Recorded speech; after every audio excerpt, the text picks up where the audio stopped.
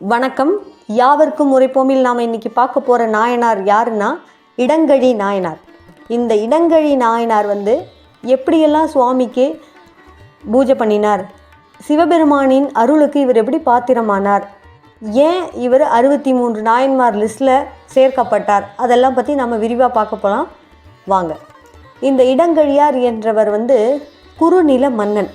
இவர் சோழவள நாட்டில் சின்ன நாடான கொடும்பாளூர் என்ற வரலாற்று சிறப்பு மிக்க ஊரில் நல்லாட்சி செய்து வந்தார். இவரோட ஆட்சியில் தான் சைவம் நெறி தழைத்தோங்கி வளர்ந்ததாகவும் இவர் தான் பல சிவாலயங்களை கட்டினதாகவும் வரலாறு சொல்கிறது. அது மட்டும் இல்லாமல் மக்கள் சைவ நெறியையும் வேதத்தில் உள்ள தர்ம நெறியையும் போற்றி பாதுகாத்து வந்தனராம் இவரோட ஆட்சியில். இவரோட ஆட்சி காலத்தில் எண்ணற்ற சிவனடியார்கள் சிவத்தொண்டு புரிந்து வாழ்ந்து வந்தார்கள். அந்த வரிசையில் பல சிவனடியார்கள் இருந்த இடத்துல ஒரு சிவனடியார் மட்டும் தினமும் என்ன பண்ணுவார்னா திரு அமுது எல்லா சிவனடியாருக்கும் பரிமாறுறதுல மிகவும் ஆர்வம் கொண்டிருந்தார். அதையே தன்னோட வாழ்வின் லட்சியமாகவே கொண்டிருந்தார். அந்த பல சிவனடியாரில் ஒரு சிவனடியார் மட்டும் அவருக்கு சிவனையும் அன்னதானத்தையும் தவிர வேறு எதுவுமே தெரியாது. எப்போது பார்த்தாலும் சிவநாமத்தை சொல்லிகிட்டே இருப்பார். வருகின்ற சிவனடியார்களுக்கு எல்லாரும் உணவு நல்லபடியாக சாப்பிட்டு போகணும், அதுக்கு நாம் சாப்பாடு போடணும் அப்படின்ற எண்ணத்திலேயே தன் வாழ்க்கையை ஓட்டின்னு இருந்தார் அந்த சிவனடியார். இப்படி இருக்கும்போது அந்த சிவனடியார் புரியும் திருப்பணிக்கு ஒரு முறை பெரிய இடைஞ்சல் வந்தது. என்ன வந்தது? திருவமுது அளிப்பதற்கு போதிய நெல் அவருக்கு கிடைக்கல. நெல் கிடைக்காதால அவரோட அன்னதானம் தடைபட்டு பெரிய கவலைக்கு உட்பட்டார். என்னடா இது, சிவ தொண்டர்களுக்கு நம்மளால் பசிக்கு சாப்பாடு போட முடியலையே, இப்போ நமக்கிட்ட நெல் இல்லாதால நாம் என்ன பண்ணுறதுன்னு சொல்லிட்டு நாடு முழுக்க எங்கெங்கெங்கேயோ தேடி அலைகிறார் அந்த சிவ தொண்டர். ஆனால் எங்கே தேடியும் அவருக்கு ஒரு நெல்மணி கூட கிடைக்கவே இல்லை. இதனால் மனம் கலங்கி உட்காந்துட்டுருக்கார். அப்போது அவர் ஒரு யோசனையில் இருக்கும்போது முடிவில் அவருக்கு எங்கே நெல் இருக்குன்னு தெரிஞ்சுது. இந்த ராஜாவோட இடங்கழி நாயனார் ராஜாவோட அரண்மனையில் நெல் இருக்கிறது தெரிய வந்தது. அதுக்காக அவர் மிகப்பெரிய வேலையை செய்ய தயாரானார். அது எப்பேற்பட்ட வேலை தெரியுமா? இடங்கழி மன்னர் இருக்கார் இல்லையா, அவரோட அரண்மனையில் உள்ள நெற்களஞ்சியத்துலேருந்து நாம் நெல்லை களவாடலாம், திருடலாம் அப்படின்ற முடிவுக்கே இந்த அடியவர் போயிட்டார். ஏன்னா அவருக்கு சிவனடியாருக்கெல்லாம் சாப்பாடு போடணும், அதுதான் அவருக்கு முக்கியமான வேலை. எங்கே நியாயமாக தேடி பார்த்தோம் அவருக்கு கிடைக்கல. அதனால் இப்போ நம்ம திருடியாவது சிவனடியார்களுக்கு சாப்பாடு போடணும் அப்படின்றதுக்காக மனசில் தைரியத்தை வைத்துண்டு நேராக அரண்மனைக்குள்ளே போயிடுறாரு. நள்ளிரவில் போய் அரண்மனை நெற்களஞ்சியத்துக்குள்ளே போகிறாரு. நெல்லெல்லாம் திருடுறாரு. திருடி எடுத்துன்னு வரும்போது அவருக்கு முன்ன பின்ன திருட்டு வேலை செஞ்சு பழக்கம் இல்லை. அதனால் என்ன பண்ணுறாரு, வெளில வரும்போது இந்த அரண்மனை காவலர்கள்கிட்ட மாட்டிக்கிறாரு. அவ்வளோதான், அந்த காவலர்கள் அவரை கையும் களவுமாக ஈட்டி முனையில் பிடிச்சின்னு ராஜா முன்னாடி வச்சிடுறாங்க. சபை கூடுது.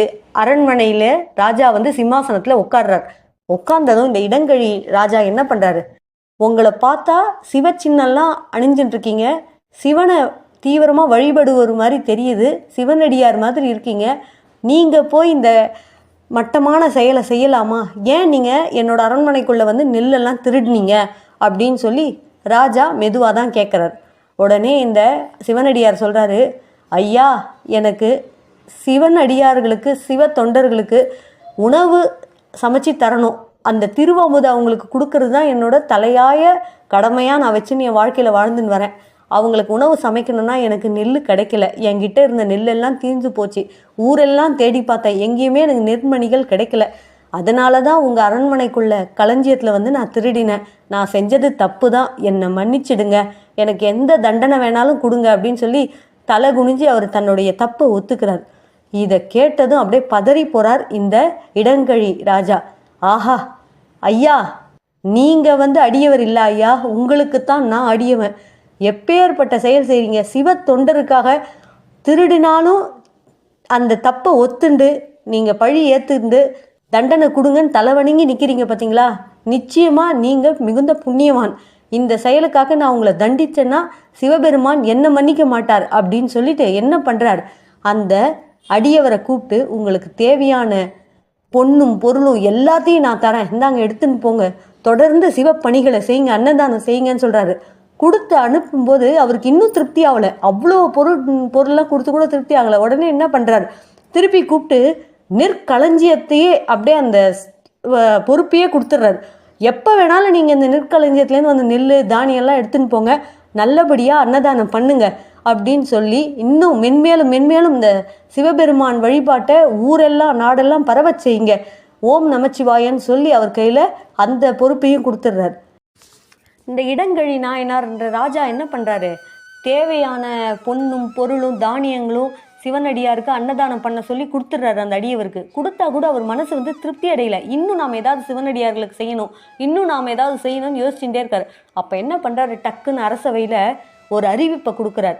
அந்த தண்டோரா போடுறவங்க, தண்டோரானா முரசு அப்படின்னு சொல்லுவாங்க இல்லையா, அவங்கள கூப்பிட்டு சொல்கிறாரு, ஊர் முழுக்க போய் நான் சொல்கிறத சொல்லு அப்படின்னு சொல்கிறாங்க. என்ன சொல்கிறாரு, என்ன மாதிரி ஒரு ஆர்டர் பிறப்பிக்கிறார்னா, இந்த ஊரில் இந்த நாட்டில் எங்கே இருந்தாலும் சிவனடியார்கள் அவங்களுக்கு தானியங்கள் தேவைப்பட்டாலும் நெற்கள் தேவைப்பட்டாலும் நம்மளோட அரண்மனை நெற்களஞ்சியத்திலேருந்தும் தானிய களஞ்சியத்துலேருந்தும் அவங்களுக்கு எப்போ வேணாலும் வந்து எடுத்துகிட்டு போகலாம், தாராளமாக அன்னதானம் செய்யலாம், எல்லா சிவனடியார்களுக்கும் இந்த விஷயத்தை தெரியப்படுத்து, போ ஊர் முழுக்க போய் இது எல்லாத்தையும் சொல்லு அப்படின்னு சொல்லி பறைசாற்ற சொல்லி ஆர்டர் கொடுத்து அனுப்புகிறார்.